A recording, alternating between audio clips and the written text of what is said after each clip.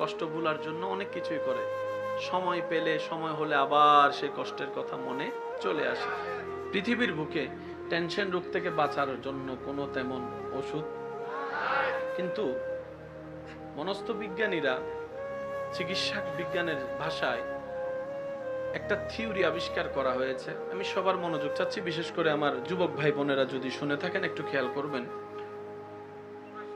ওনারা বলছেন, যার অন্তর যত বেশি শুকরিয়া আদায় করার জন্য অভ্যস্ত হয়, যার মন যত বেশি মানুষের শুকরিয়া আদায় করতে পারে, যার মন যত বেশি মানুষের উপকার করার চিন্তা রাখে, যার মন যত বেশি মানুষের কল্যাণ কামনা করতে থাকে, যার মন যত বেশি মানুষ সৃষ্টির উপকারের কথা ভাবতে থাকে, যার মন যত বেশি থ্যাঙ্কসফুল হয়, তার মধ্যে টেনশনের মাত্রা কমে যায়, ডিপ্রেশনের মাত্রা কমে যায়। এটা হচ্ছে বিজ্ঞানীর চোখের ভাষা। অথচ একই তত্ত্ব 1450 বছর আগে রাসূল পাক সাল্লাল্লাহু আলাইহি ওয়াসাল্লামের মাধ্যমে রব্বুল আলামিন আমাদেরকে সেই টেনশন রূপ থেকে মুক্তি থাকার ওষুধ দান করে দিয়েছেন। আপনি আপনার জীবনে 2টা সপ্তাহ উঠতে বসতে পক্ষে বিপক্ষে যাই হোক, মন মতো হোক কিংবা না হোক, আপনি আলহামদুলিল্লাহ শব্দটার প্র্যাকটিস করতে শুরু করেন। প্রথমে হয়তো মন থেকে বলাটা আসবে না, মুখ থেকে প্র্যাকটিসটা করা শুরু করুন। দেখবেন 3-4 দিন 5 দিন পর পর দেখবেন আপনার ভিতর আস্তে আস্তে আলহামদুলিল্লাহটা মন থেকে আসা শুরু হয়েছে। যখনই দেখবেন আপনার মুখের শুকরিয়াটা মনের সাথে কানেকশন লেগে শুকরিয়াটা যখন দিল থেকে আসা শুরু হবে, আপনার অশান্ত মনও শান্তির ব্যবস্থা হয়ে যাবে। বলেন সুবহান। আর মন যত শান্তি হবে, টেনশন তত, টেনশন যত কমবে তত প্রেসার তত ঠিক থাকবে, বাড়বেও না। জোরে বলেন না, বাড়বেও না। কারণ টেনশন করলে হাই প্রেসার ওয়ালার প্রেসার আর লো প্রেসার ওয়ালার প্রেসার, জোরে বলেন লো প্রেসারের প্রেসার বাড়লেও ক্ষতি, কমলেও ক্ষতি। ওষুধ খাইয়া তো তেমন কোনো ফায়দা হয় না, ওষুধের উপরে জীবন ধারণ করতে হয়। ওষুধের বিপক্ষে বলছি না, বলছি মুসলিম হিসেবে শুকরিয়ার কোটাটাও তা আদায় করতে হবে। যদি নিয়ামত বাড়াইতে চাই, তাহলে শুকরিয়ার অভ্যাস যদি করতে পারি, নিয়ামতে নিয়ামত বাড়বে, শান্তিতে শান্তি বাড়বে। বলেন সুবহান। ওষুধ ইসলামে আছে না নাই? আরেকটু জোরে বলেন, আছে না নাই? ইয়া আল্লাহ, আর কি করব? রব্বুল আলামিন বলে বেশি বেশি ইস্তেগফার করো, বেশি বেশি ক্ষমা চাও। সুবহানাল্লাহ, জোরে বলো। বেশি বেশি কি চাও? একদম সবাই বলে বেশি বেশি কি চাও? তওবা করো, ক্ষমা চাও, ইস্তেগফার করো। এখানে একটা কথা মনে রাখা সবারই দরকার। নবী রাহমাতুল্লিল আলামিন দৈনিক 100 বার আল্লাহর কাছে তওবা করতেন। একটু জোরে। ইস্তেগফার করতেন, তওবা করতেন। তওবার একটা মজার বিষয় কি জানেন? গুনাহগার যখন তওবা করে, তার গুনাহ কমতে থাকে, সওয়াব বাড়তে থাকে। কে তওবা করলে? গুনাহগার। আপনার আমার মতো মানুষ যদি তওবা করি, গুনার লেভেল যদি রবের দরবারে তওবা কবুল হয় আর কি, গুনার লেভেল একটু একটু আওয়াজ যদি দিই, গুনার লেভেল, সওয়াবের লেভেল বাড়তে থাকবে। গুনাহগার। আর যার গুনাহ নাই, উনি তওবা করলে, মনে করেন আপনার গুনাহ, তওবা করতে করতে গুনাহ আল্লাহ দয়া করে সব মাফ করে দিয়েছে, তারপর আপনি তওবা করতেই আছেন। এখন তো গুনাহ নাই। এবার রব বলে, গুনাহগার যদি তওবা করে, উনার গুনাহ মাফ, আর বেগুনাহওয়ালা তওবা করলে উনার মর্যাদা বৃদ্ধি হয়ে যাবে, সম্মান বৃদ্ধি হয়ে যাবে, নিয়ামত বৃদ্ধি হয়ে যাবে। বলেন না সুবহানাল্লাহ। তওবা করলে লস বলে কোনো শব্দ নাই। জোরে বলেন, লস বলে কোনো শব্দ। তওবা করলে দুনিয়াতেও লাভ, তওবা করলে আখিরাতের জন্য লাভ। বলেন না সুবহানাল্লাহ। তো কয়টা পেলাম? একটা হচ্ছে শুকরিয়া, আর একটা হচ্ছে ইস্তিগফার, তওবা করা। নামাজ হচ্ছে শুকরিয়ার অংশ।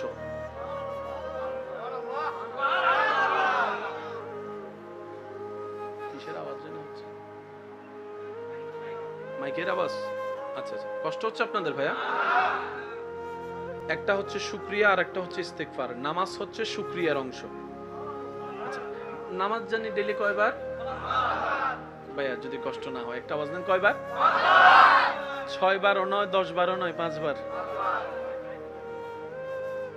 এই অঙ্কটা যদি বুঝতে পারে আমাদের দুনিয়াও সাকসেস হয়ে যাবে, আখিরাতও সাকসেস হয়ে যাবে। মনোযোগ যদি আপনাদের থাকে তাহলে আমি বলার চেষ্টা করব। অনুমতি আছে ইনশাআল্লাহ? দৈনিক কয় ঘন্টা? 24। বলি সারাদিনে কয় ঘন্টা? সবাই বলি সারাদিনে কয় ঘন্টা? 24 ঘন্টা। এই 24 ঘন্টার ভিতর যারা চাকরি করেন, ব্যবসা করেন, কয়টা থেকে কয়টা? সকাল 8টা থেকে ধরলাম, সকাল 8টা থেকে বিকাল 5টা। অনেকে আছে 7টা, অনেকে আছে 8টা, অনেকে আছে 9টা, আবার অনেকে আছে 10টা, আবার অনেকে ঘরে আস্তে আস্তে 11টাও বেজে যায়। এবার ঘুমান কয় ঘন্টা? আপনাদেরটা আপনারা বলেন, ঘুমান কয় ঘন্টা? 6 ঘন্টা, আবার কে বলে 7 ঘন্টা। আচ্ছা ধরলাম 8 ঘন্টা। কয় ঘন্টা? এবার 24 থেকে 8 ঘন্টা ঘুম বাদ দিলে কত থাকে? জোরে বলেন। 16 ঘন্টা। কাজ করেন কয় ঘন্টা? জোরে বলেন। এবার 8 ঘন্টা বাদ দিলে কত থাকে? হ্যাঁ, 24 থেকে 2 8 বাদ দিলে কত? 8 দুগুণ 16, 16 বাদ দিলে কত হয়? 8 ঘন্টা। এই 8 ঘন্টা কি করেন? এই অঙ্কটা একটু বুঝতে হবে, এই অঙ্কটা একটু বুঝতে হবে। আসুন, সারাদিন কাজ করে একটু ঘুমের দরকার আছে না? এই ঘুমটা না হলে কাজকর্ম করতে পারবো আমরা? এই ঘুমের জন্য আপনি রাখলেন 8 ঘন্টা, তাহলে 24 থেকে 8 গেলে কত থাকে ভাইয়া? 24 থেকে 8 গেলে 16 ঘন্টা। এই 16 ঘন্টার মধ্যে আপনি যদি 10 ঘন্টাও কাজ করেন, 10 ঘন্টা, তাহলে বাকি কত থাকে? 6 ঘন্টা। এই 10 ঘন্টা আপনি যে কাজটা করেন, আপনি যদি 28 দিন কাজ করে মারা যান, বেতনটা কি আপনাকে আর দিবে নাকি পরিবারকে দিবে? সবাই বলেন না, কাকে দিবে? বাবার বেতন দিবে, সন্তানদেরকে, স্বামীর বেতন দিবে, স্ত্রীদেরকে। কেন জানেন? কারণ ওনারাও ভালো করে জানে মালিক পক্ষ আপনি অন্যদের জন্য খেটেছেন, অন্যদের জন্য কাজ করেছেন, অন্যদের বেতনের জন্য আপনি কাজ করেছেন, ঠিক কিনা? তাহলে ঘাম আপনার, সময় আপনার, শক্তি আপনার, বেতন নিয়ে যাচ্ছে আরেকজনে। তার মানে এই 8 ঘন্টা আপনি সময়, 10 ঘন্টা সময় নষ্ট করেছেন, সময় দিয়েছেন পরিবারের জন্য। তাহলে 10 আর এদিকে 8 কত হলো? 18। এবার টোটাল হিসাবটা একটু মিলানোর চেষ্টা করি। 5 ওয়াক্ত নামাজ, কয় ওয়াক্ত নামাজ? ফজরের নামাজ পড়তে ধরলাম 10 মিনিট, কয় মিনিট? জোহরের নামাজ পড়তে ধরলাম 20 মিনিট, 10 এ 20 এ। আসরের নামাজ পড়তে ধরলাম 10 মিনিট, কত হলো? মাগরিবের নামাজ পড়তে ধরলাম মনে করেন 20 মিনিট, কত হলো? জোরে বলেন। এশারের নামাজ পড়তে ধরলাম 20 মিনিট, কত হলো? 1 ঘন্টা। 1 ঘন্টা। এই 1 ঘন্টা 20 মিনিটকে যদি আপনি আমি একটু খেয়াল করে দেখি, 8 ঘন্টা যে সময়টা পরিশ্রম করেছেন সেটা পরিবারের জন্য, আর এই 1.5 ঘন্টা যদি নামাজ দিয়ে পরিশ্রম করেন সেটা হবে আপনার জন্য, আপনার জন্য। 8 ঘন্টা হচ্ছে দুনিয়ার জন্য, এই 1.5 ঘন্টা হচ্ছে আপনার আখিরাতের জন্য। সুবহানাল্লাহ। এর ভিতর গোসল আছে না নাই? জোরে বলেন, আছে না নাই? নিজের ওয়াশরুম আছে না নাই? ব্যক্তিগত কাজ আছে না নাই? বন্ধু বান্ধবের সাথে দেখা সাক্ষাৎ আছে না নাই? বাকি অন্য কাজগুলা 3-4 ঘন্টা রাখলেন রবের জন্য, 1.5 ঘন্টা রাখলেন, 8 ঘন্টা আপনি নিজের পরিবারের জন্য রাখলেন, কাজকর্মের জন্য, আর 8 ঘন্টা আপনি নিজের ঘুমের জন্য রাখলেন। এই নিয়মে যদি চলতে থাকেন, দুনিয়াও আপনার জন্য কল্যাণের হবে, আখিরাতও আপনার জন্য কল্যাণের হয়ে যাবে। সুবহানাল্লাহ। মনে রাখবেন, দুনিয়াতে যে 8 ঘন্টা পরিশ্রম করেছেন, পরিশ্রম আপনার, ঘাম আপনার, শক্তি আপনার, বেতনটা আপনার পরিবারের। কিন্তু যে 1.5 ঘন্টা আপনি নামাজের সময় কাটাবেন, সেটার পরিশ্রমও আপনার, শক্তিও আপনার, দেহ আপনার, বেতনও আপনার। বলেন সুবহানাল্লাহ। সেজন্য নিজের জন্য রাখবেন 1.5 ঘন্টা, পরিবারের জন্য রাখবেন 8 ঘন্টা। একটু জোরে বলেন না। আখিরাতের জন্য যদি 1.5 ঘন্টা করে রাখেন, দুনিয়ার জন্য যদি 8 ঘন্টা করে রাখেন, মোটামুটি একটা ব্যালেন্স হবে কি হবে না? রব্বুল আলামিন সেজন্য আমাদেরকে 100 ওয়াক্ত নামাজ দেয় নাই, 50 ওয়াক্ত নামাজ দেয় নাই, 40 ওয়াক্ত নামাজ দেয় নাই। রব বলেছে, লা নুকাল্লিফুল্লাহু নাফসান ইল্লা উসাহা। আমি আল্লাহ আমার বান্দার উপর চেপে যায়, কষ্ট হয় এমন কোনো কিছু চাপাই দিই না। বান্দা যতটুকু করতে পারে আমি আল্লাহ তার উপর ততটুকুই দান করি। বলেন না সুবহানাল্লাহ। আল্লাহুম্মা সাল্লি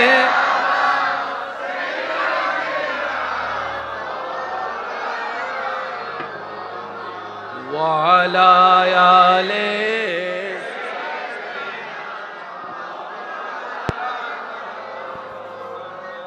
7টা স্টেশন আমাদের জীবনে।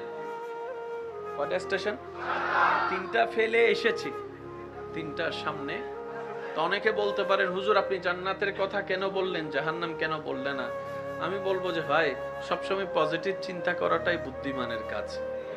যেখানে রব আমাদের রহমান, নবী আমাদের রহমাতুল লিল আলামিন, আমরা জান্নাতের আশা করব না তার কারাই আশা করবে? কথা বলেন ঠিক কিনা? আমরা পজিটিভ চিন্তা করলেই, বিজ্ঞানের দৃষ্টিতে সাইকোলজিক্যাল সাবজেক্ট যারা জানেন তারা জানে পজিটিভ থিংকিং পজিটিভ ভাইব আনে, পজিটিভ থিংকিং পজিটিভ এনার্জি আনে। যারা সব সময় নেগেটিভ ভাবে, যারা সব সময় নোংরা চিন্তা করে, যারা সব সময় উল্টা ফুল্টা ধারণা করে, লাভের চাইতে লসের কল্পনা বেশি করে, ওদের জীবনে লসটা একটু বেশি হয়ে যায়। কারণ দোয়া কবুল কখন হয় কারো কোনো জানা, তার ওই দোয়া কবুলের টাইমে যদি তার এইরকম নোংরা নেগেটিভ চিন্তা চলে আসে, এটাই কবুল হয়ে যায়, এটাই তার জীবনের জন্য কাল হয়ে যায়। কথা বলেন ঠিক কিনা? নবী রাহমাতুল লিল আলামিন আমাদেরকে শিক্ষা দিয়েছেন সবসময় পজিটিভ চিন্তা করো। আল্লাহ আমাদের রহমান, বলেন সুবহানাল্লাহ। আর একটু জোরে বলি, আমাদেরকে পাঠালেন কে? আল্লাহ তাআলা সমস্ত সৃষ্টি জগৎকে সৃষ্টি করার পর, আমাদেরকে সৃষ্টি করে পাঠানোর পর, ইন্নী জাইলুন ফিল আরদে খলিফা আয়াতের মাতাহাত, আমাদের সবকিছু দিয়েছেন, দিচ্ছেন, দিবেন কে? আমাদেরও তো কিছু উচিত রবকে দেওয়া। কি বলেন আপনারা? সবকিছু আমাদেরকে যিনি দিচ্ছেন ওনাকেও তো কিছু দেওয়ার আমাদের দরকার। যদিও তিনি আল্লাহুস সামাদ, উনি কোনো কিছুর মোকাফেক্কি না, ওনার কোনো কিছু দরকার। বান্দা হিসেবে রব যেহেতু আমাদেরকে ভালোবেসেছেন, স্রষ্টা হিসেবে কিছু দান করেছেন, দিয়েছেন, আমাদেরও তো কিছু একটু গিফট দেওয়ার দরকার। এবার বান্দা জিজ্ঞেস করে, মওলা তোমাকে দিলে আমি কি দিব? কারণ আমার কাছে যা আছে সবকিছু তো তোমারই দেওয়া। একটু মহব্বতের আওয়াজে বলেন। আর তোমাকে দিয়ে যে খুশি করতে পারবো এমন দেওয়ার ভান্ডার তো আমার কাছে নাই। রব্বুল আলামিন বলে, হে আমার বান্দা, তোর যা দরকার ছিল তাও আমার দেওয়া, যা দরকার হবে সবই আমি দিব। সুবহানাল্লাহ, একটু জোরে বলে। বান্দা তুই একটা কাজ করিস। আল্লাহ কি কাজ করব? বলে যে আমার নিয়ামত পেলে একটু শুকরিয়া করিস। মহব্বতের আওয়াজ। আমার নিয়ামত পেলে একটু শুকরিয়া করিস, আমাকে স্মরণ করিস যে আল্লাহ যোগ্যতা আমি ছিলাম না, এত নিয়ামত তুমি দিয়েছো, তোমার শুকরিয়া আদায় করি। তোমার শুকর, তোমার শুকর, তোমার শুকর। বান্দারে একটু শুকরিয়া আদায় করিস। আল্লাহ আর কি করলে তুমি খুশি হবা? রব্বুল আলামিন বলে, বিপদ যখন আসবে একটু ধৈর্য ধরিস। একটু জোরে বলি। ধৈর্য ধরার কথা তো সব সময় শুনি, ধৈর্য ধরা মানে কি? ধৈর্যটা কিভাবে ধরা হয়? এগুলা শিকার জন্য ওয়াকুনু মা'আস সাদিকিন আয়াতের আমল করে আল্লাহর প্রিয় বন্ধুদের সাথে বন্ধুত্ব রাখতে হয়। আল্লাহ আর কি করব? রব বলে যে বেশি বেশি একটু ইস্তেগফার কর। সুবহানাল্লাহ বলি। আল্লাহ আর কি করলে তুমি খুশি হবা? বলে যে আমার নবীর উপর দরুদ পড়। আল্লাহ আর কি করলে তুমি খুশি হবা একটু বলো না। রব্বুল আলামিন বলেন, মা বাবাকে কষ্ট দিস না, পারলে একটু সেবা কর। সুবহানাল্লাহ। বড়দেরকে একটু সম্মান করবি, ছোটদেরকে একটু স্নেহ করবি। আল্লাহ আর কি করব তোমার জন্য একটু বলো না, যাতে আমার কাজগুলো তোমাকে খুশি করে। রব্বুল আলামিন বলে, ক্ষুধার্ত দেখলে খাওয়ার ব্যবস্থা করে দে। সুবহানাল্লাহ।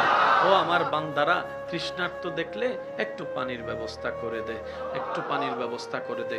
অসুস্থ দেখলে তাকে সহযোগিতা করার চেষ্টা কর। সেটা যদি তোর সামর্থ্যে নাও থাকে, অন্তত ব্যস্ত সময় থেকে একটু সময় বের করে ওই আমার অসুস্থ বান্দাকে একটু দেখতে যাস, অসুস্থ বান্দাকে দেখতে যাস, তার মাথায় একটু হাত বুলাই দিয়ে তাকে একটু সাহস যোগাইস, তাকে একটু উৎসাহ দিস। বান্দারে, আমি রবকে যদি তুই খুশি করতে চাস, বন্ধ রাস্তাগুলা খুলে দে, বন্ধ রাস্তা খুলে দে, বন্ধ রাস্তা খুলে দে। বান্দারে, যদি আমাকে খুশি করতে চাস, রাতের 5 ওয়াক্ত নামাজ ফরজ আদায় করে রাতের গভীরে মাঝে মধ্যে একটু তাহাজ্জুদের নামাজে দাঁড়ায় যাস, তাহাজ্জুদের নামাজে দাঁড়ায় যাস। বান্দা, তুই যদি দুনিয়াতে কোন রকম অল্প সময়ের জীবনটাকে নবীর সুন্নতকে সামনে রেখে, আমি রবের আদেশটাকে মাথার উপর রেখে, কষ্ট করে ধৈর্য করে নিজের অন্তরকে কন্ট্রোল করে নফসের মধ্যে তালা লাগিয়ে কোন রকম যদি দুনিয়াতে তুই আমাকে খুশি করে আসতে পারিস, তুই হাসরে আসলে আমি রব তোকে খুশি করে দেব। হিসাব কি কঠিন না সহজ? একটু জোরে বলতে হবে, কঠিন না সহজ? সবার ভাগ্যের মধ্যে একটা রিজিকের কোটা আছে না নাই? সেখানে আপনি সারা জীবনে কয় বস্তা চাউল খাবেন একটু বলেন না? কয় পদের তরকারি খাবেন? কয়টা সন্তানের বাপ হবেন? একটু জোরে বলতে হবে। কত সম্পত্তির মালিকানা হবেন? সব কিছুকে এক বাক্যে বলা হয় রিজিক। রিজিক মানে শুধু খাবার নয়, আল্লাহ তাআলার প্রত্যেকটা নিয়ামতকে এক জায়গায় করলে যে শব্দ দাঁড়ায় এটার নাম রিজিক। এটার নাম কি? সবাই বলেন এটার নাম কি? রিজিক মানে শুধু অনলি ফর খাওয়া। খাওয়া রিজিকের ভিতর আপনার স্বাস্থ্যের কথা আছে, রিজিকের ভিতর আপনার সন্তানের কথা আছে, রিজিকের ভিতর আপনার পড়ালেখার কথা আছে, রিজিকের ভিতর আপনার সুস্বাস্থ্যের কথা আছে, রিজিকের ভিতরে আপনার আল্লাহর দেওয়া সব নিয়ামতের কথা এক বাক্যে রিজিকের মধ্যে আছে। এবার আপনি, আল্লাহ তাআলা আপনাকে 10 বস্তা চাউল দিলেন, আপনি 1 বস্তা পেয়ে বললেন আল্লাহ শুকর তোমার দরবারে, যে খারাপের খারাপ আমি, 1 বস্তা পাওয়ার যোগ্যতাও নাই, তুমি দয়া করে 10 বস্তা দিছো আল্লাহ। কত বড় নাফরমান আমি, ফজর নামাজটাও পড়ি না, যোহরও পড়ি না, আসরও পড়ি না, তারপরে তুমি খাবার দিচ্ছ। আল্লাহ বড় নাফরমান আমি, কিন্তু তুমি বড় দয়াবান। রব্বুল আলামিন ফেরেশতাকে বলে, ফেরেশতা তার তকদিরে কয়টা আছে বস্তা? আল্লাহ 10টা আছে। বলে এখানে 50টা যোগ করে দে। একটু জোরে বলি না?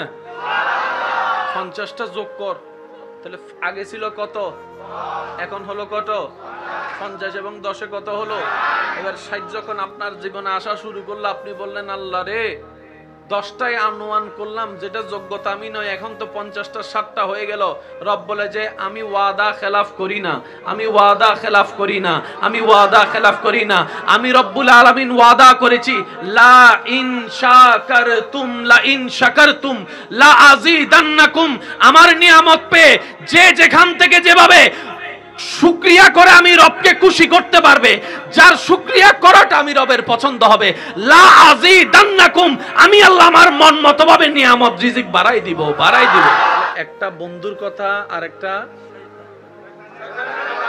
তাহলে একটা মামি ভাবির কথা আর একটা, এই দুই কথা কাটটা শয়তানের কাটটা মামির, বুঝবো কিভাবে? কথার ধরন দেখলে বুঝবেন। কিভাবে বুঝবেন শুনেন। যেই কথা যে কাজে শোনার পর আপনার মন বলবে আমার আল্লাহ এবং রসুল নারাজ হবে, এটা শয়তানের কথা। জোরে বলি না? সবাই সুদ খায়, একটু করে তুই খাইলে কি হয়? এটা কে?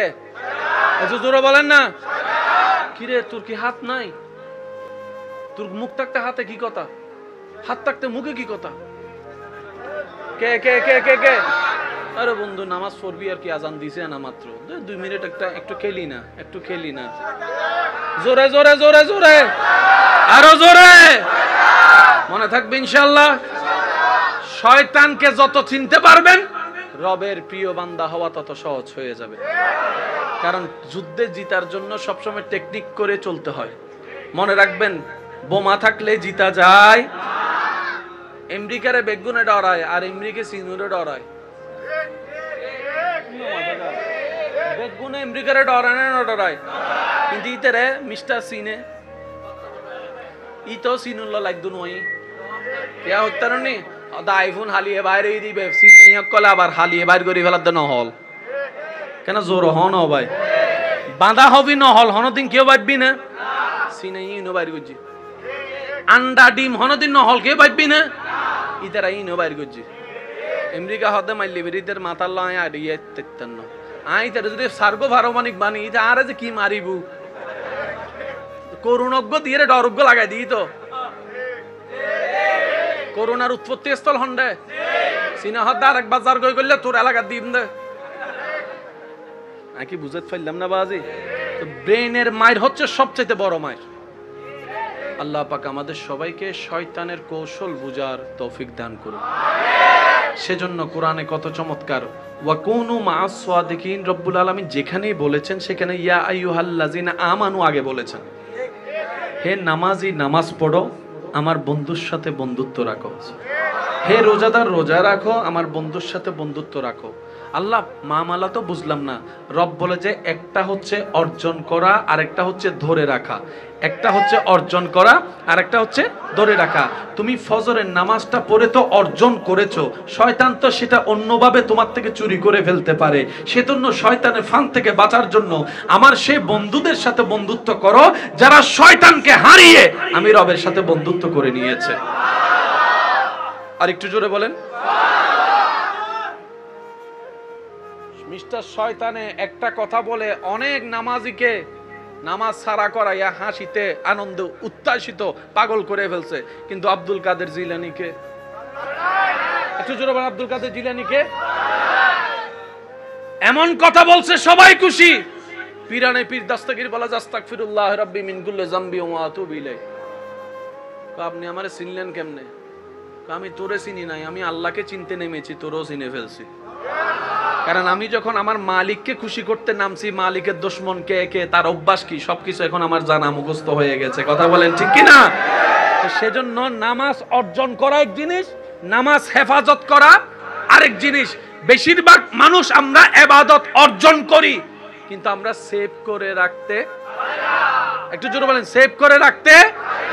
ঘর বানাইলাম, যদি আমরা সেভ করে রাখতে না জানি মালিকানা তো অন্য কাছে। এবার আমি আপনাদেরকে একটা কথা বলি, জান্নাতে যাওয়ার ইচ্ছা আছে সবার? একদম নরমাল যে কথাটা সেই অঙ্কটা একটু বোঝার চেষ্টা করব। জান্নাতে যাওয়ার ইচ্ছা আছে সবার? জান্নাতে যেতে গেলে ঈমানের পরপর আমাদের নেক আমল বেশি দরকার আছে না নাই? নেক আমল করতে গেলে নামাজ, রোজা, হজ, যাকাত, সালাম, জিকির, আজকার সবকিছু দরকার আছে না নাই? যদি সওয়াব বেশি হয় জান্নাত, গুনাহ বেশি হয়, একটু সবাই বলি না, সওয়াব বেশি হয় গুনাহ বেশি হয়, এই কথা নিয়ে কারো কোনো দ্বিমত? কারো কোনো দ্বিমত? এবার আপনি জান্নাতে যাওয়ার জন্য সারাটা জীবন পরিশ্রম করে 50,000 ওয়াক্ত নামাজ যোগ করেছেন, এটা আপনার জানা। কিন্তু কত মানুষের গীবত করে যে আপনি কত 50,000 নামাজ যে কতজনকে দিয়ে দিয়েছেন, জোরে বলি না। কারণ রসুলের হাদিস মোতাবেক কেউ যদি আপনার নামে গীবত করে, তার গুনাহ আপনার, তার সওয়াব আপনার কাছে চলে আসবে, আপনার গুনাহ তার কাছে চলে যাবে। আপনি যদি আমার গীবত করেন, আমি যদি আপনার গীবত করি, তাহলে কি হবে? আমি যখন আপনার নামে গীবত করব, আমার সওয়াবগুলো আপনার কাছে চলে যাচ্ছে, আপনার গুনাহগুলা আমার কাছে চলে যাচ্ছে। এবার সওয়াব তো আমি নামাজ কামিয়েছি তো জান্নাতে যাওয়ার জন্য, কিন্তু আপনার গীবত করে করে আমি যে কখন সওয়াব আপনারে দিয়ে দিয়েছি আমার কোনো খবর, আমার কোনো খবর। হাসরের ময়দানে যাওয়ার পরে যখন আমার আমলনামা আসবে, আমি তো জানি 50,000 ওয়াক্ত নামাজ আছে আমার, কিন্তু ওখানে যাইয়া দেখলাম যে ভালো করে 5 ওয়াক্তও নাই। কি রে এতগুলো নামাজ গেল কই? অন্যের নামে বদনাম করছস তো সওয়াব ওখানে চলে গেছে। এবার বলেন আমরা কি লাভে আছি না লসে আছি? আমি আমারটা বলছি, এবার আপনারটা আপনি বলেন না, আমরা কি লাভে আছি না লসে আছি? তো যে লসে থাকে সে তো চালাক বান্দা হতে পারে না, যে লসে থাকে সে চালাক বুদ্ধিমান হতে পারে না। সেজন্য রাসূল পাক সাল্লাল্লাহু আলাইহি ওয়াসাল্লাম সাহাবাদেরকে এমন ভাবে গঠন করেছেন, বাহিরের সাইডটাও গঠন করেছেন, ভিতরের সাইডটাও গঠন করে দিয়েছেন। সুবহানাল্লাহ, শুনিনি? সাহাবায়ে কেরামের জীবনীকে যদি আপনি একটু গবেষণা করে দেখেন, আল্লাহ রাসূল আগে প্রথমে ওনাদের ভিতরের সেক্টরের কাজ করছে। সাহাবায়ে কেরামের ভিতরের সেক্টরটাকে আগে সাজাইছেন, তারপরে রাসূল পাক সাল্লাল্লাহু আলাইহি ওয়াসাল্লাম বাহিরের সেক্টরের দায়িত্বগুলো দিয়েছেন। যেমন রাসূল পাক সাল্লাল্লাহু আলাইহি ওয়াসাল্লাম এক সময় কবর জিয়ারতের নিষেধ করেছেন, আবার সেই নবী রাহমাতুল লিল আলামিন নিজেই সরাসরি কবর জিয়ারত করে দেখিয়ে দিয়েছেন। পার্থক্যটা কি মনে রাখবেন, উসওয়াতুন হাসানা ওয়ালা নবী রাহমাতুল লিল আলামিন, যার 24 ঘন্টার প্রত্যেকটা সেকেন্ড ছিল ইন্নাকা বিআয়ুনিনা, ওই আয়াতের আমলে আল্লাহর কুদরতি চোখের সামনে, নজরের সামনে। সুবহানাল্লাহ। ওমা ইয়ানতিকু আনিল হাওয়া ইন হুয়া ইল্লা ওয়াহয়ুন ইউহা, নবীর বসাটা আল্লাহর হুকুম, নবীর চলাটা আল্লাহর হুকুম, নবীর শোয়াটা আল্লাহর হুকুম। সুবহানাল্লাহ। নবীজির বলা আল্লাহর হুকুম, নবীজির হাসা আল্লাহর হুকুম, নবীজির চুপ করে থাকা আল্লাহর হুকুম, নবীজির মক্কায় থাকা আল্লাহর হুকুম, তায়েফে যাওয়া আল্লাহর হুকুম, মদিনায় হিজরত করা আল্লাহর হুকুম, দুনিয়াতে আসাও আল্লাহর হুকুম, দুনিয়া থেকে যাও আল্লাহর হুকুম। প্রত্যেকটা সেকেন্ড রবের হুকুমে হয়েছে। আর আমার রবের হুকুম যেখানে সেখানেই কল্যাণ আর কল্যাণ, নিয়ামত আর নিয়ামত। বলেন না সুবহান। আর একটু জোরে বলি সুবহানাল্লাহ। আল্লাহ যেন আমাদেরকে ইসলাম বুঝার তৌফিক দান করে। ইসলাম জানার জন্য মনে রাখবেন, বিজ্ঞান, বাংলা, অঙ্ক, ইংরেজি পড়ার জন্য এই চোখের দরকার, কোরআন হাদিস পড়ার জন্য বুঝার জন্য এই চোখের দরকার, এই চোখের দরকার। বাংলা, অঙ্ক, ইংরেজি বুঝার জন্য ব্রেইনের দরকার, সুন্দর ব্রেন। কোরআন হাদিস ইসলাম বুঝার জন্য সুন্দর মনের দরকার। আর একটু জোরে বলি না, যার মন যত সুন্দর তার চিন্তা তত সুন্দর। চিৎকার দিয়ে বলেন সুবহানাল্লাহ। ইসলাম বুঝলে জীবন কঠিন হবে না সহজ হবে? আচ্ছা, আমার ভাইয়া ফজরের নামাজের প্রতি একটু ইঙ্গিতের কথা বলেছেন, আমি সেই দিকটাতে একটু যেতে চাচ্ছি। 5 ওয়াক্ত নামাজের মধ্যে সবচাইতে আফজল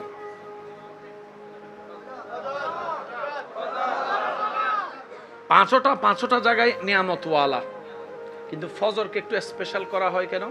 এটার সাথে শারীরিক, মানসিক, দৈনিকের প্রত্যেক দিনের কাজের শুরুটা জড়িত। সুবহানাল্লাহ বলি।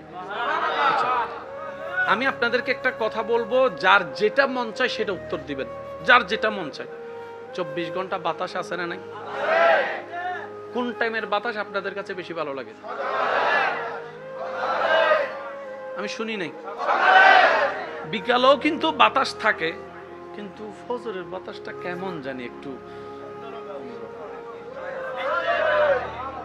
24টা ঘন্টা আকাশ আছে না নাই? কোন টাইমের আকাশটা বেশি ভালো লাগে? এখনো বাতাস আছে না নাই? নিঃশ্বাস নেওয়া যাচ্ছে কি যাচ্ছে না? কোন টাইমে নিঃশ্বাস নিলে মন শান্তি হয়? বলেন। ফজরের নামাজটা পড়ে যখন বের হয়, রাস্তা দিয়ে যায়, হালকা হালকা মিটি মিটি আলো, সূর্য নাই কিন্তু আলো আছে। বিজ্ঞানের ভাইরা একটু খেয়াল করবেন, সূর্য কিন্তু এখনো দেখা যায় নাই, কিন্তু আলো। এটা হচ্ছে সূর্যের ছায়ার আলো যেটাকে বলা হয়, মানে সূর্য আসতেছে। আগাম সংবাদ, আগাম সংবাদ। না গরম না বেশি শীত, বাতাস পরিষ্কার, মাঝে মধ্যে একটু ঘ্রাণও লাগে। যদি আমি ভুল বলে না থাকি, বাতাসের মধ্যে কেমন যেন একটা অন্যরকম একটা ঘ্রাণ। আর যদি রাস্তাটা হয় গ্রামের মেঠোপথের রাস্তা, দৃশ্যটা যদি হয় গ্রামের সেই ধানের উপরে শিশির জমা, সুবহানাল্লাহ বলি না, দৃশ্যটা যদি হয় যেদিক থেকে সূর্য উঠছে কুয়াশার চাদরে ঢাকা, চোখেরও শান্তি, মনেরও শান্তি। এবার ডাক্তাররা বলে সকালবেলার সেই ভোরবেলার বাতাসটা মানুষের শরীরের জন্য উপকারী, ব্রেনের জন্য উপকারী। বলেন না সুবহানাল্লাহ।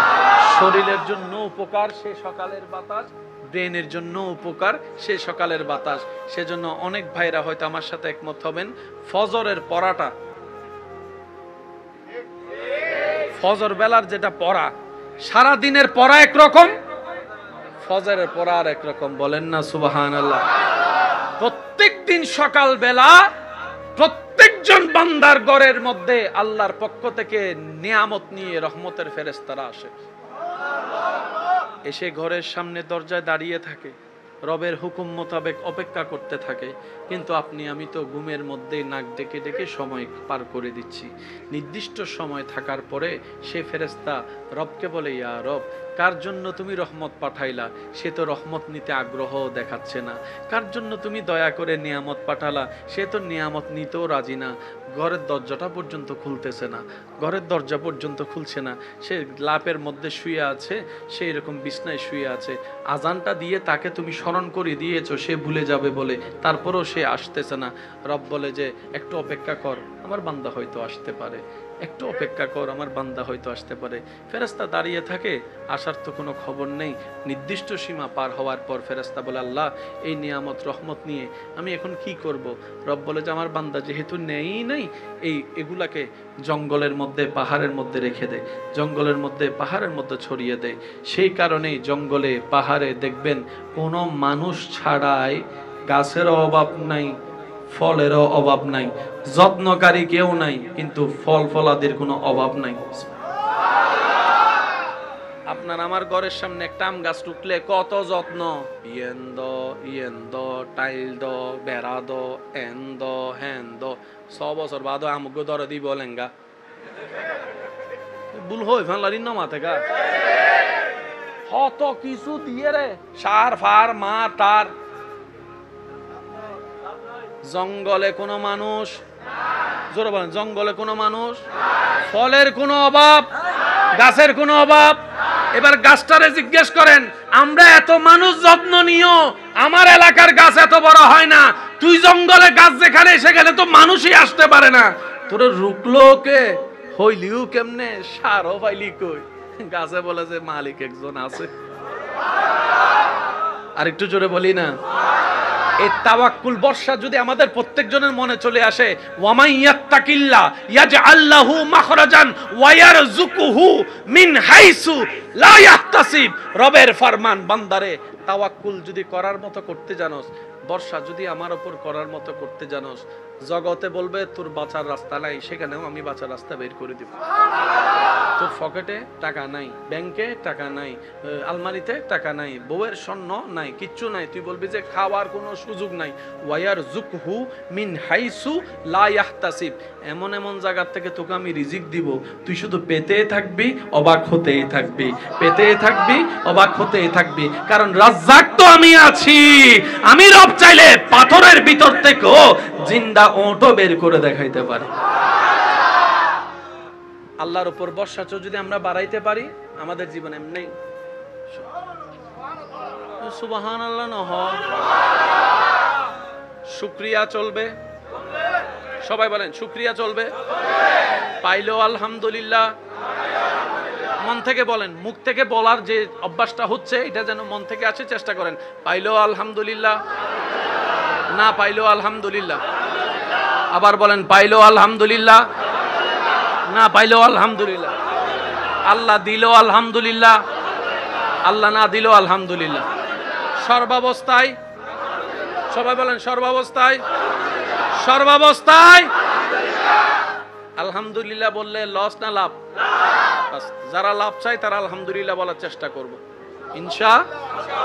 দ্বিতীয় নম্বর, হাঁটতে বসতে শুইতে হাঁটতে যখনই পারি ইস্তেগফার ইস্তেগফার ইস্তেগফার।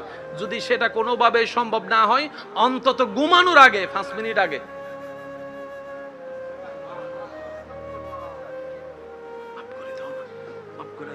মাফ করে দাও, তুমি রহমান, মাফ করে দাও, 2 মিনিট।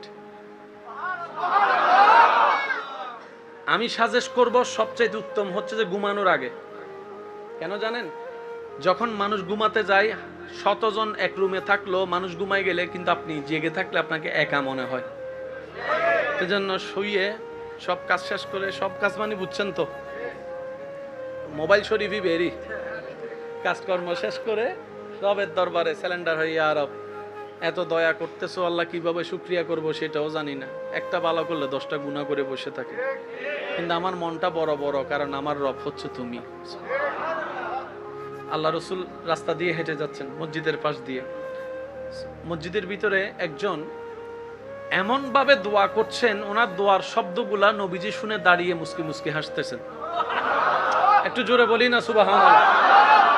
একজন বান্দা রবের কাছে দোয়া করছেন, নবী রাহমাতুল লিল আলামিন আল্লাহর হাবিব নবী পাশ দিয়ে যাচ্ছেন, ওনার শব্দে দোয়ার শব্দগুলা শুনে নবীজি দাঁড়িয়ে মুস্কি মুস্কি হাসতেছেন।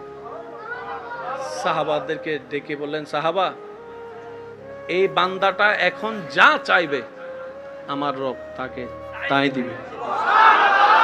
আশেকের আওয়াজটা লাগবে, আশেকের আওয়াজে বলেন সুবহানাল্লাহ। নবী রাহমাতুল লিল আলামিন বলছে, এই বান্দা এখন যা চাইবে রব তাকে তাই দিবে। সাহাবায়ে কেরাম তো জানেন প্রশ্ন করতেই থাকতেন, কারণ ওনারা জানতেন ওনাদের প্রশ্নগুলো আমাদের হাজার রাস্তা সহজ করে দিবে। সাহাবায়ে কেরাম প্রশ্ন করলেন, ইয়া রাসূলুল্লাহ, সে এমন কি আমল করলো, সে এমন কি কাজ করলো যে রবের কাছে যা চাইবে তাই দিবে? নবী বলছেন, তার বলার ধরনটাই ছিল এত আদরের, তার বলার ধরনটাই ছিল এত মধুর। ইয়া রাসূলুল্লাহ, কি বললেন? ও কি বলল? বলে যে সে বলছে রবের কাছে, আল্লাহুম্মা ইন্নী আসআলুকা, আল্লাহ আমি শুধু তোমার কাছে চাই। কেন চাই আল্লাহ জানো? কারণ তুমিই তো আমার আল্লাহ। সুবহানাল্লাহ, জোরে বলেন। আল্লাহ আমি শুধু তোমার কাছে চাই, কারণ তুমি আমার আল্লাহ, আমার অধিকার আছে তোমার কাছে চাওয়ার। আবদার করে রবের কাছে চাচ্ছে, আল্লাহুম্মা ইন্নী আসআলুকা, আল্লাহ তুমি আমার আল্লাহ বলে আমি তোমার কাছে চাচ্ছি, তুমি আমার দাতা বলে আমি তোমার কাছে চাচ্ছি। তার আবদার করে কথা বলাটা রবের কাছে এত পছন্দ হয়েছে, রব খুশি হয়েছে, সে এখন যা চাইতে থাকবে রব তাকে দিতেই থাকবে। সুবহানাল্লাহ। আমাদের সে প্রেমও নাই। টাইমটাকে একটু খেয়াল করবেন, উলামায়ে কেরামের দোয়া চাচ্ছি, স্কুল ভার্সিটির ভাইয়েরা একটু মনোযোগ চাচ্ছি। যোহর থেকে আসর সময়টি কি লম্বা নাকি ছোট? জুমার দিন ভালো বোঝা যায়, কত ছোট সেটা জুমার দিন ভালো বোঝা যায়।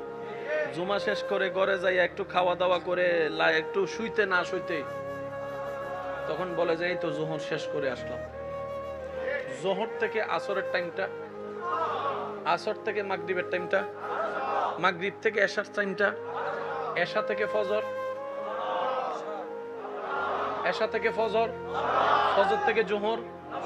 কখনো কি ভাবার প্রয়োজন মনে করেছি রব্বুল আলামিন টাইমটাকে এইভাবে কেন সেটিং করেছেন? না সুবহানাল্লাহ করে যায় হই না আর কেন আস্তে করে হন। রব্বুল আলামিনের প্রত্যেকটা কাজের মধ্যে তো কোনো না কোনো নিদর্শন, আদেশ, কোনো না হিকমত তো আছে। ঈসা আলাইহিস সালামকে বাপ ছাড়া কেন পাঠালেন? বড় হিকমত আছে। ইউনুস নবী কেন মাছের পেটে গেল? বড় হিকমত আছে। সুবহানাল্লাহ বলে না? ইউসুফ নবীকে কেন ভাইকে দিয়ে কুফে ফেললেন? বড় হিকমত আছে। কেন নবীজি আসার আগে আব্বাকে তুলে নিলেন? বড় হিকমত আছে। সেজন্য মনে রাখবেন, যখন আপনি আল্লাহর কুদরত হিকমত নিয়ে গবেষণা করতে লাগবেন, তখন আপনি ঝগড়া করার টাইম পাবেন না, আর অন্যের দোষ খোঁজার টাইম পাবেন না। মানুষের জীবনে হাসরের ময়দানে আমরা বেশিরভাগ মানুষ আটকায় যাব এই জিব্বার কারণে, জিব্বার অপব্যবহারের কারণে। ওয়াইলুল লিকুল্লি হুমাজাতিল লুমাজা, এইভাবে আয়াত আল্লাহ কোনো বিষয়ের ব্যাপারে এইভাবে কঠোরতা বলেন নাই। সেজন্য যার জবান যত হেফাজতে থাকে আল্লাহ পাক তার ভিতরে তত নূর দান করে।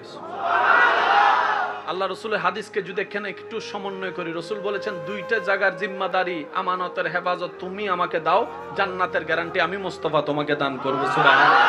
একটা হচ্ছে যে লজ্জাস্থানের হেফাজতের গ্যারান্টি তুমি আমাকে দাও, আরেকটা হচ্ছে তোমার জিব্বার গ্যারান্টি তুমি আমাকে দাও। তার মানে হাদিসে রসুল ইঙ্গিত দিয়েছেন হাসরের ময়দানের অনেক ইবাদতওয়ালার ইবাদত খুঁজে পাওয়া যাবে না শুধু জিব্বার অপব্যবহারের কারণে। জিব্বার অপব্যবহারের কারণে জানেন তো আপনারা, তলোয়ারের আঘাত যখন শরীরকে ক্ষত বিক্ষত করে রক্ত পড়ে ব্লিডিং হয়ে সেটা দেখা যায়, কিন্তু এই সামান্য নরম জিহ্বায় যে কথার আঘাত দিয়ে কত মানুষের অন্তরকে ভেঙে দিচ্ছে, কত মানুষের অন্তর ভেঙে দিচ্ছে, অন্তরে কত রক্তক্ষরণ হচ্ছে বাহির থেকে দেখা যায় না।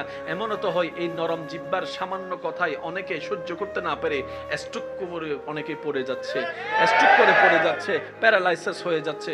সেজন্য রাসূলুল্লাহ পাক সাল্লাল্লাহু আলাইহি ওয়াসাল্লাম বলেছে, কুফফা হাযা, উম্মতরে জিহ্বাকে নিয়ন্ত্রণ রাখো।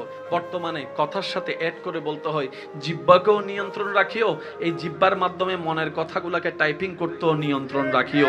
কারণ তোমার কথায় যেন মানুষ কোনো কষ্ট না পায়, তোমার কথায় যেন মানুষ অপমানিত না হয়, তাহলে তুমি আমি মুস্তাফার উম্মত। বলেন না সুবহানাল্লাহ। আল্লাহ আমাদের সবাইকে একটু বুঝার তৌফিক দান করুন। আপনি আমাকে, আমি আপনাকে, মনে করেন হিংসা করলাম, আমি আপনাকে দেখতেই পারি না, আপনার রিজিক কমে যাবে? কিন্তু আমার রিজিক কমবে সত্য,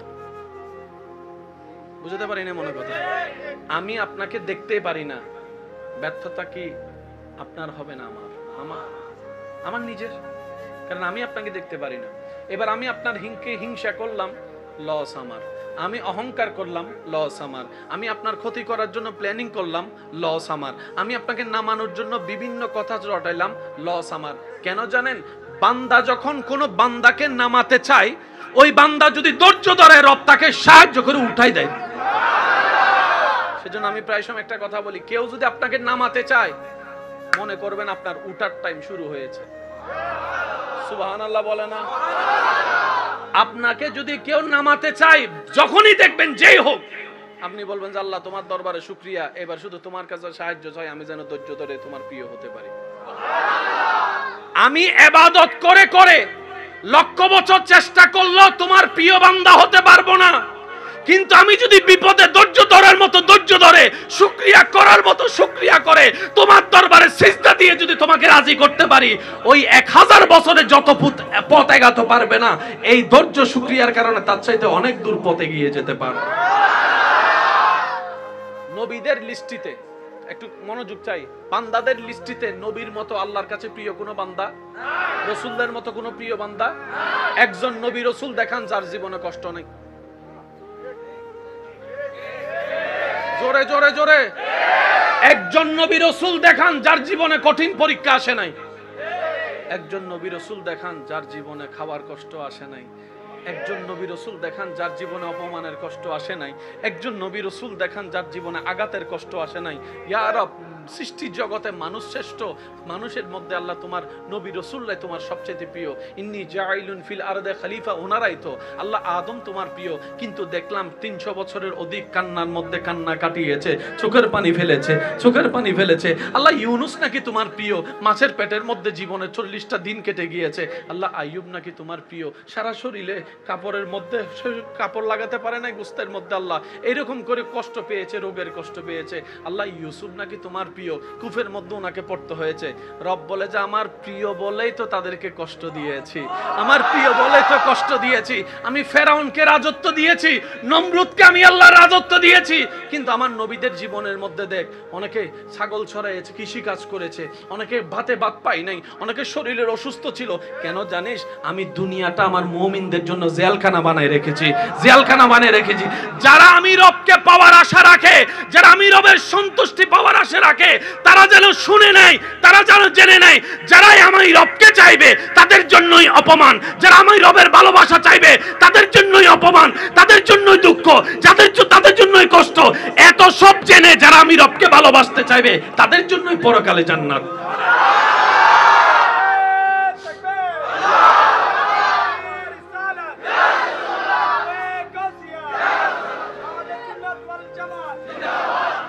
কষ্ট হচ্ছে ভাই আপনাদের? বিরক্ত করে ফেলছি না? যদি কেউ আপনার নামে বদনাম করে, এতদিন কি করছেন, সাহস তাইলে গাছতলা তাই বলেন না রে ভাই, ফাইল্লা হোনা তাই পিছে কি হতা, গরত দুয়ার তাই তুই তো লেখা মারে নিজের এলাকাত বিলাইও তো বা ইয়া ফসা মারি দি দিয়া ইতে যে তখন আসাম মাই গর সামাই তখন নিজের এলাকাত তো বিলাইও বাকি আইতারে আরো গুসা বাড়ি। ঠিক আছে, জায়গা তুই ঠিক কর, এলাকা তুই ঠিক কর, টাইম তুই ঠিক কর, আই আয় তো উইতিয়ে তোর ডায়লগ মারে। যদি মা দুধ খাইতা হস, সে জবানও নাই, সে পবিত্রতাও নাই। আল্লাহ পাক আমাদের সবাইকে নিয়ামত নিয়ে কবরে যাওয়ার তৌফিক দান করুন। বড় পীর আব্দুল কাদের জিলানীর নাম আছে না? বলেন না, আছে না? ব্যানারের মধ্যে, পোস্টারের মধ্যে আছে না? বেশি না, শুধু একটা কথা বলবো, যারা না আসলে আমরা আসতাম না, আমাদের পূর্বপুরুষ, আমার পূর্বপুরুষ, আপনার পূর্বপুরুষ, দাদার বাপ না আসলে আপনি আমি আসতাম? তাহলে ওনাদের একটা এহসান আমাদের উপর। হয়তো আপনার দাদার বাপের বাড়ি এখানে না, অন্য কোথাও জায়গা ছিল, পূর্বপুরুষের কেউ না কেউ এদিকে আসছে, এখান থেকে আপনারা ভুল হই ফানলার কেন? সবার বাড়ি কিন্তু এক একজনের বাড়ি এক এক মিকে, হয়তো দাদাই সিন, হয়তো দাদার দাদাই সিন, হয়তো দাদার দাদাই সি আইয়ের এখন মিকে গাইটি বাস ওই, ঠিক না বাজি? তাহলে ইতারা নইলে আর আসতাম না। দাদার নাম হয় জনে জানে, খবর হন্ডে দিন মনত আছে না, নিজের দাদার গো হন্ডিবে তো না বাইর বালা করি। বাস্তব না অবাস্তব ওনারা হনস। আব্দুল কাদের জিলানি বেকে আর দাদা না, চাচা ভানলার, কাকু ভানলার, নানা ভানলার, ইবে তো আর 1 বছর দূরত্ব ভানলার। কেন এত শত বছরের পুরনো আত্মীয় ন ইবের নাম মানো না মনত রাখুন দেখিলে নুনি নুনি আই আর একখান আসতে হইব গিয়া। ইমাম আজমের নাম জানন না? আমার লিভারি বহুত আনন্দের। আচ্ছা ওই আবু বকর সিদ্দিক নাম উন্নয়ন ফানলাম ন, মাশাআল্লাহ। ফারুক আজম নাম উন্নয়ন ফানলাম ন, মানন না? আচ্ছা আচ্ছা ভাই, অনর বাফর নাম কি? হদ আব্দুল করিম। ও অনর দাদার নাম কি? হদ দেবের নাম আব্দুর রহিম। দাদার বাফর নাম হদ দেবের তো আমি কনফিউজড আছে। তারপরে একদিন দলিল টলিল কাটিলাম দে দেখা না দেখিলাম দে নামি আব্দুল গফুরেরই, আব্দুল গফুরেরই তো গিয়া আজি হারফাতি দাজি হযরত আব্দুল কাদের জিলানী রাদিয়াল্লাহু তাআলা আনহু। ওমা এদিন নাম মন এত সুন্দর করে হইলেন দে, ব্যাপার কি? বাবার নাম তৈলে সুন্দর করে ন হন আর সিডেঙ্গে ভাই এখন আর হতা বুঝেন না, বুঝিলে হবেন দে। রোহিঙ্গা হইলে চুপ করি তখন বাজ, যারা সিডেঙ্গেই তারা মাতন।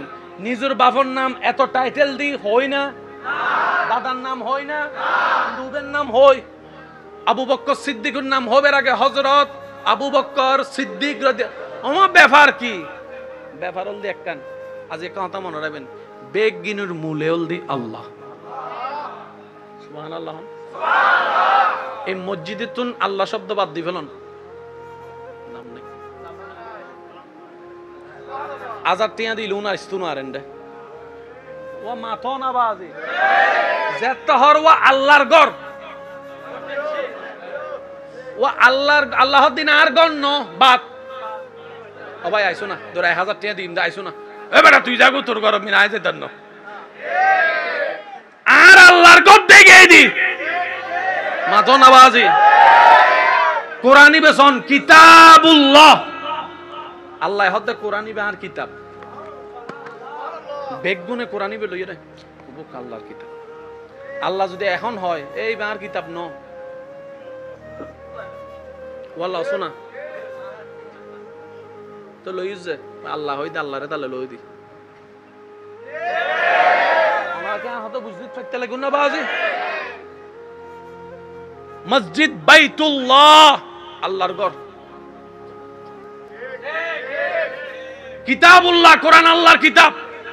তাহলে বেগিনের মূলে হন এবার সন রাসূলুল্লাহ, এবার আল্লাহ রাসূল, নবী আল্লাহ, এবার আল্লাহর নবী।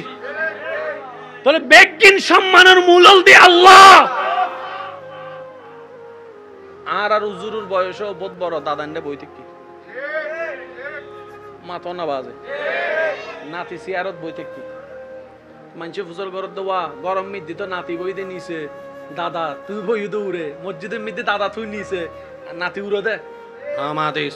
আর নাতির বুকুর মধ্যে আল্লাহর কোরআন রাসূলের হাদিস আছে, আরেন্ডা আছে না, আরেন্ডা আছে না, আরেন্ডা আছে। মাথা না মাথা না মাথা না, বিয়ের বইরে তোর দাদা আগে, নাতি জোর হওয়া বোম মারি দিম দে নয় আওয়াজ দিবে।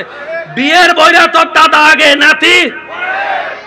সামাজিক অনুষ্ঠানত দাদা জোরহন দাদা, বিভিন্ন হাজম মিদ্দি দাদা, পারিবারিক মিটিং দাদা, মসজিদের ইমামত মিদ্দি দাদা, মসজিদের ইমামত মিদ্দি দাদা। দাদা সবসময় সামনে তো দেয় বেজ্জুত না করিস আর নাতে আবে সবাই না নাতির সামনে দি দাদা হতে একতেদাই তু বেহাজাল ইমাম। দাদা তুই তো ছোট গিয়ে নাতি তো বড়। কিছু কিছু জায়গা দাদা ছোট হইলো দাদার সম্মান বড় কিনলে হইতারও নেই বান নাতি হইম দে ইল্লে বহুত দাদা এন্ডা আছে না নাই? আল্লাহ আবেস অন্য বাড়ি আল্লাহ তোমার হাজা যাই দিয়ে আর নাতির কেন আবাস করে দাও, আল্লাহ নাতির আবাস করে দাও, আছে না নাই?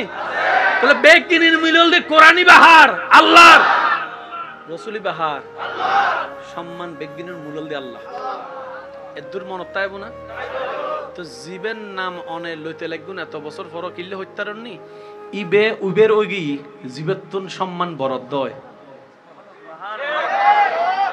না না সি বেশি মেজবাইনে গোস্তা হাইয়ের আওয়াজই বেলন মিলে দিবে মেজবাইনে গোস্তা হাইয়ের আওয়াজ দিবে আওয়াজ দিবে বড় হবো না ছোট হইব মেজবাইনে গোস্তা দ্বারা হাইও জীবনত একবারই তার একবার হসে সুবহানাল্লাহ ইয়া না মনে হতে গোস্তা হাইও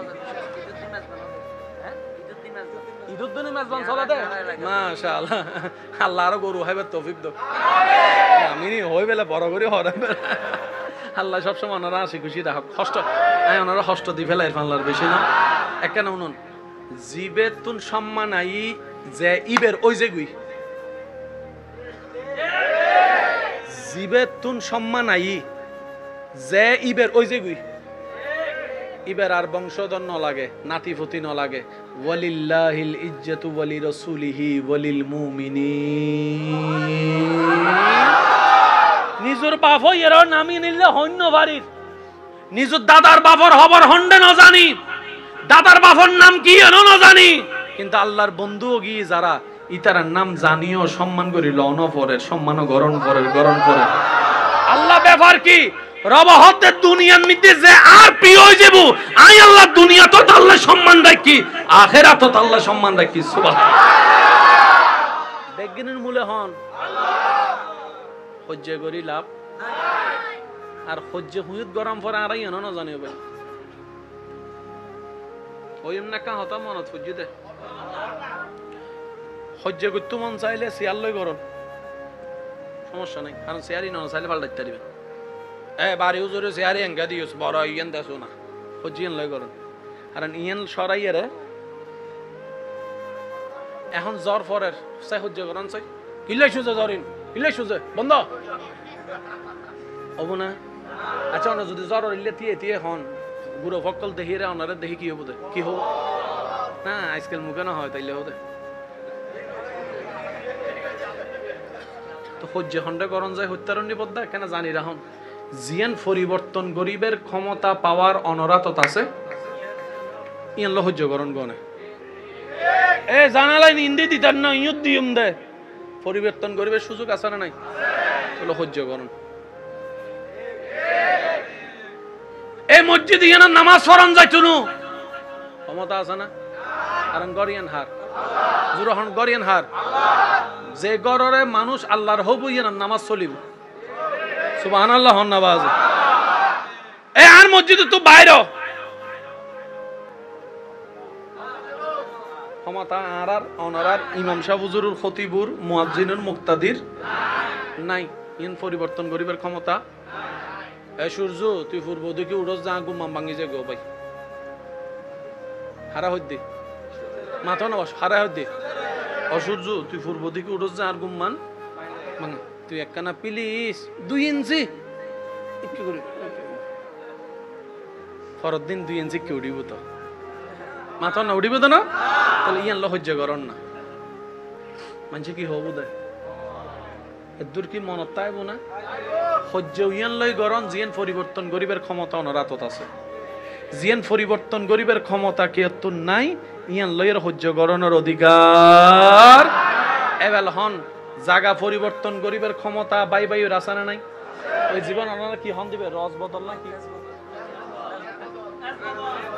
এজ বদল মানে বড় ভাই আছে ডাইনমিককে ছোট ভাই আছে বামমিককে এটারা বদল করিয়ে বড় ভাই জায়গা ছোট ভাই এবার কি হবে আচ্ছা তাহলে বাই জায়গা পরিবর্তন গরিবের ক্ষমতা আছে না নাই দেওয়াল পরিবর্তন গরিবের ক্ষমতা কেন জোর হন না শেষ ভালো জল সব ভালো তারা আসিবে কেন বড় বড় করে দিবেন বুঝি দিবেন আর জায়গা পরিবর্তন গরিবের ক্ষমতা মানুষের আছে না নাই দেওয়াল পরিবর্তন গরিবের ক্ষমতা মানুষের আছে না নাই বড়র কালার পরিবর্তন গরিবের ক্ষমতা মানুষের আছে না নাই দোয়ান পরিবর্তন গরিবের ক্ষমতা জোর হন না পরিবর্তন গরিবের ক্ষমতা সূর্য পরিবর্তন গরিবের ক্ষমতা সান পরিবর্তন গরিবের ক্ষমতা বৃষ্টি পরিবর্তন গরিবের ক্ষমতা ওলি পরিবর্তন গরিবের ক্ষমতা নবী পরিবর্তন গরিবের ক্ষমতা সিন নাই ইন মানিলন আমি ফকরত ককটেল বমুক বাইনি বাজি মারি দিম দে বাজে আরেকবার আওয়াজ বেসুর হইলে জিন পরিবর্তন গরিবের ক্ষমতা নাই ইনক্যাঙ্গনম পরিবদে সিলিন্ডার মানিল মা তো নাফন কেউ আছে না আজরাইলে যাতে জানিয়ে লই যাবি সহ্য করছুন না ও আজরাইলে তুই আই তোর খেলা হবে কেউ হই না কেন হত্যারণী সদায় যদি বুট করে আয় ডাহি ইতে যদি বুট করে চলি এই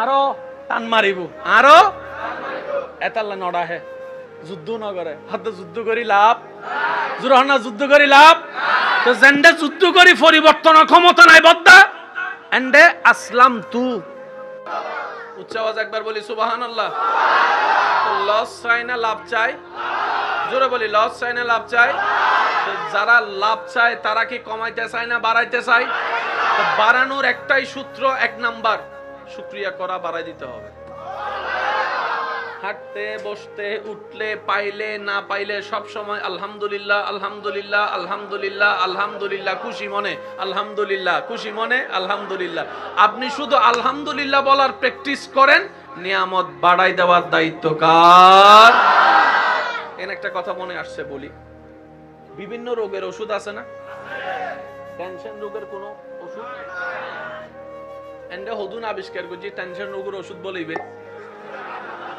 আইবার হাতা নয় রে যারা আবিষ্কার করছি তারারই টান মারলে বলে টেনশন হবে তো কোম্পানি কি বানাইবার সময় দেবো টেনশনের ওষুধ দিই না তো তারপরে বাহাইলে টেনশন হবে কা অনে মনে করতে লাগুন দি বাহাইলে টেনশন হমিব এতাল্লা হমের দেখ মাতো না বাজে মাতো না হদুন দুঃখ বলি বেলা লাল পানি হয় লাল পানি হয় এর নিজের প্রধানমন্ত্রী মনে করে সিংহাসন বানাই ফেলে এটা নালারে ও মাতো না বাজে ঠিক না নালারে সিংহাসন বানাই এর বইয়ের দিতে হতায় প্রধানমন্ত্রী পুলিশে যাতে ফিজু দেয় এর 3-4 গো লাঠির বাড়ি দিয়ে তো ইতার ওসাসি হতে মাইলে ফেরা এন্ডা বইতে কি দিনে তো দুঃখ বলি বেলা যারা ইন হাই 2-3 ঘন্টা বাদে নেশা আত্তা হয় না নেশা যাতে যাই গই আবার বেগিন মনত পড়ে না আবার বেগিন মনত পড়লে কষ্ট বাড়ে না হবে একটু জোরে বলেন বাড়ে না কমে ভুলার জন্য মানুষ অনেক কিছুই করে কষ্ট ভুলার জন্য অনেক কিছুই করে সময় পেলে সময় হলে আবার সে কষ্টের কথা মনে চলে আসে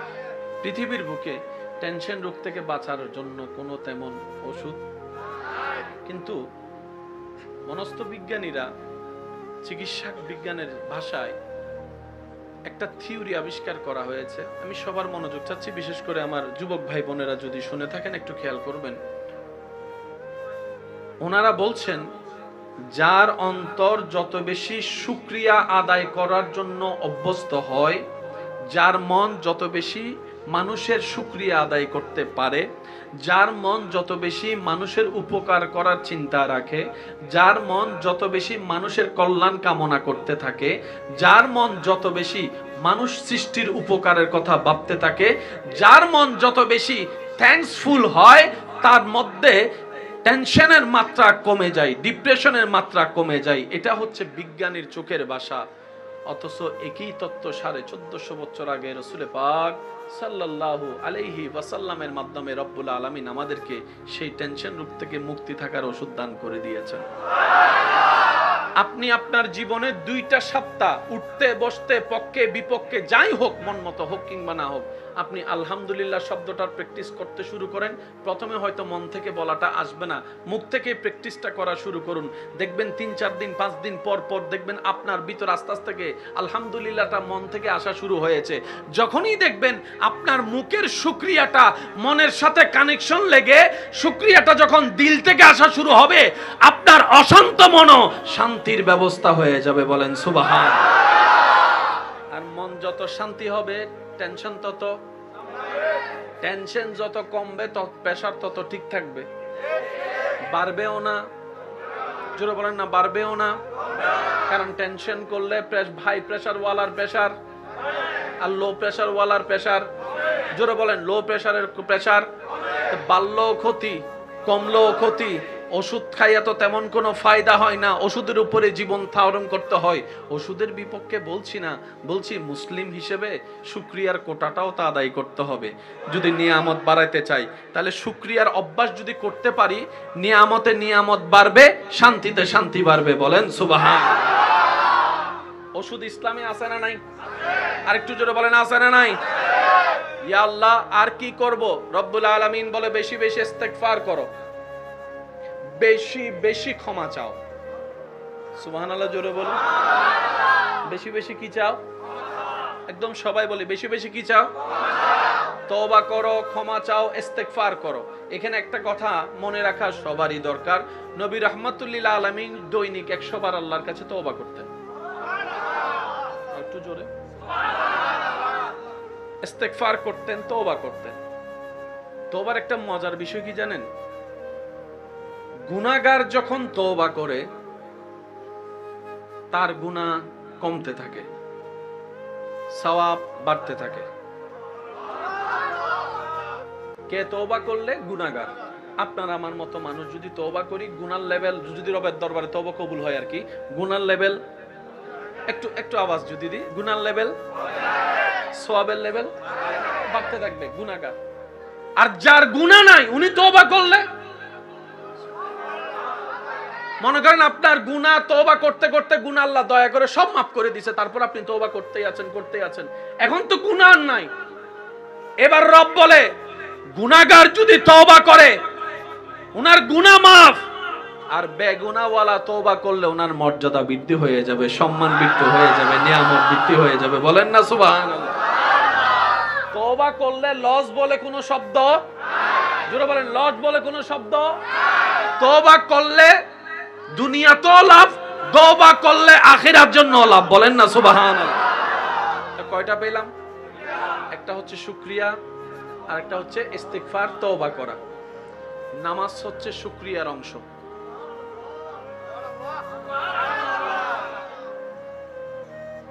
কিসের আওয়াজ জানা হচ্ছে? মাইকের আওয়াজ? আচ্ছা আচ্ছা, কষ্ট হচ্ছে আপনাদের ভাইয়া? একটা হচ্ছে শুকরিয়া আর একটা হচ্ছে ইস্তিগফার। নামাজ হচ্ছে শুকরিয়ার অংশ। আচ্ছা, নামাজ জানি ডেইলি কয়বার? ভাইয়া যদি কষ্ট না হয় একটা আওয়াজ দেন, কয়বার? 6 বারও নয়, 10 বারও নয়, 5 বার। এই অঙ্কটা যদি বুঝতে পারে আমাদের দুনিয়াও সাকসেস হয়ে যাবে, আখিরাতও সাকসেস হয়ে যাবে।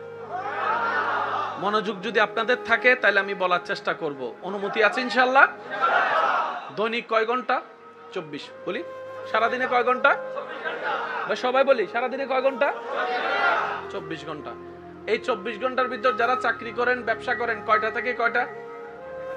সকাল 8টা থেকে ধরলাম, সকাল 8টা থেকে বিকাল 5টা। অনেকে আছে 7টা, অনেকে আছে 8টা, অনেকে আছে 9টা, আবার অনেকে আছে 10টা, আবার অনেকে ঘরে আস্তে আস্তে 11টাও বেজে যায়। এবার ঘুমান কয় ঘন্টা? আপনাদেরটা আপনারা বলেন, ঘুমান কয় ঘন্টা? 6 ঘন্টা, আবার কেউ বলে 7 ঘন্টা। আচ্ছা ধরলাম 8 ঘন্টা। কয় ঘন্টা? এবার 24 থেকে 8 ঘন্টা ঘুম বাদ দিলে কত থাকে? জোরে বলেন। 16 ঘন্টা। কাজ করেন কয় ঘন্টা? জোরে বলেন। এবার 8 ঘন্টা বাদ দিলে কত থাকে? হ্যাঁ, 24 থেকে 2 8 বাদ দিলে কত? 8 দুগুণ 16, 16 বাদ দিলে কত হয়? 8 ঘন্টা। এই 8 ঘন্টা কি করেন?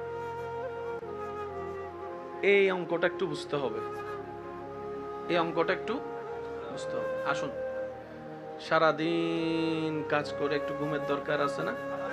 এই ঘুমটা না হলে কাজকর্ম করতে পারবো আমরা? এই ঘুমের জন্য আপনি রাখলেন 8 ঘন্টা, তাহলে 24 থেকে 8 গেলে কত থাকে ভাইয়া? 24 থেকে 8 গেলে 16 ঘন্টা। এই 16 ঘন্টার মধ্যে আপনি যদি 10 ঘন্টাও কাজ করেন, 10 ঘন্টা, তাহলে বাকি কত থাকে? 6 ঘন্টা। এই 10 ঘন্টা আপনি যে কাজটা করেন, আপনি যদি 28 দিন কাজ করে মারা যান, বেতনটা কি আপনাকে আর দিবে না পরিবারকে দিবে? সবাই বলেন না, কাকে দিবে? বাবার বেতন দিবে, সন্তানদেরকে, স্বামীর বেতন দিবে, স্ত্রীদেরকে। কেন জানেন? কারণ ওনারাও ভালো করে জানে মালিক পক্ষ আপনি অন্যদের জন্য খেটেছেন, অন্যদের জন্য কাজ করেছেন, অন্যদের বেতনের জন্য আপনি কাজ করেছেন, ঠিক কি না? তাহলে ঘাম আপনার, সময় আপনার, শক্তি আপনার, বেতন নিয়ে যাচ্ছে আরেকজনে। তার মানে এই 8 ঘন্টা আপনি সময়, 10 ঘন্টা সময় নষ্ট করেছেন, সময় দিয়েছেন পরিবারের জন্য। তাহলে 10 আর এদিকে 8 কত হলো? 18। এবার টোটাল হিসাবটা একটু মিলানোর চেষ্টা করি। 5 ওয়াক্ত নামাজ। কয় ওয়াক্ত নামাজ? ফজরের নামাজ পড়তে ধরলাম 10 মিনিট, কয় মিনিট? জোহরের নামাজ পড়তে ধরলাম 20 মিনিট, 10 এ 20 এ। আসরের নামাজ পড়তে ধরলাম 10 মিনিট, কত হলো? মাগরিবের নামাজ পড়তে ধরলাম মনে করেন 20 মিনিট, কত হলো? জোরে বলেন। এশারের নামাজ পড়তে ধরলাম 20 মিনিট, কত হলো? 1 ঘন্টা। 1 ঘন্টা। এই 1 ঘন্টা 20 মিনিটকে যদি আপনি আমি একটু খেয়াল করে দেখি, 8 ঘন্টা যে সময়টা পরিশ্রম করেছেন সেটা পরিবারের জন্য, আর এই 1.5 ঘন্টা যদি নামাজ দিয়ে পরিশ্রম করেন সেটা হবে আপনার জন্য। আপনার জন্য 8 ঘন্টা হচ্ছে দুনিয়ার জন্য, এই 1.5 ঘন্টা হচ্ছে আপনার আখিরাতের জন্য। সুবহানাল্লাহ। এর ভিতর গোসল আছে না নাই? জোরে বলেন, আছে না নাই? নিজের ওয়াশরুম আছে না নাই? ব্যক্তিগত কাজ আছে না নাই? বন্ধু বান্ধবের সাথে দেখা সাক্ষাৎ আছে না নাই? বাকি অন্য কাজগুলা 3-4 ঘন্টা রাখলেন, রবের জন্য 1.5 ঘন্টা রাখলেন, 8 ঘন্টা আপনি নিজের পরিবারের জন্য রাখলেন, কাজকর্মের জন্য, আর 8 ঘন্টা আপনি নিজের ঘুমের জন্য রাখলেন। এই নিয়মে যদি চলতে থাকেন, দুনিয়াও আপনার জন্য কল্যাণের হবে, আখিরাতও আপনার জন্য কল্যাণের হয়ে যাবে। সুবহানাল্লাহ। মনে রাখবেন, দুনিয়াতে যে 8 ঘন্টা পরিশ্রম করেছেন, পরিশ্রম আপনার, ঘাম আপনার, শক্তি আপনার, বেতনটা আপনার পরিবারের। কিন্তু যে 1.5 ঘন্টা আপনি নামাজের সময় কাটাবেন, সেটার পরিশ্রমও আপনার, শক্তিও আপনার, দেহ আপনার, বেতনও আপনার। বলেন সুবহানাল্লাহ। সেজন্য নিজের জন্য রাখবেন 1.5 ঘন্টা, পরিবারের জন্য রাখবেন 8 ঘন্টা। একটু জোরে বলেন না।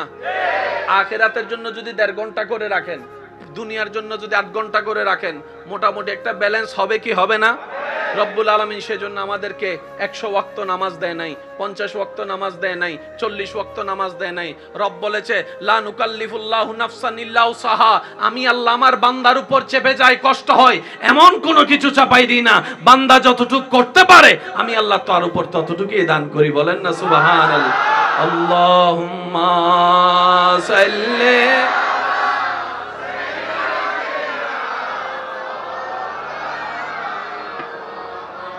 ওয়া আলা আলি